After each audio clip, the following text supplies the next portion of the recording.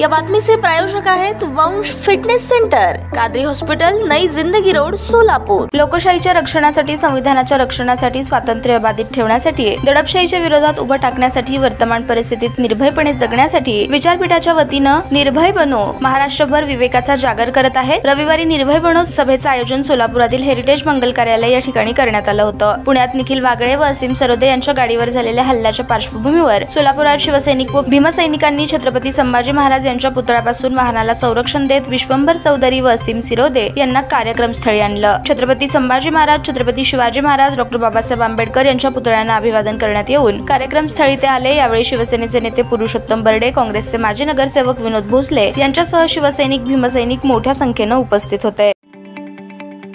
ताज्या बातम्या पाहण्यासाठी प्राईम महाराष्ट्र न्यूज चॅनलला सबस्क्राईब करा।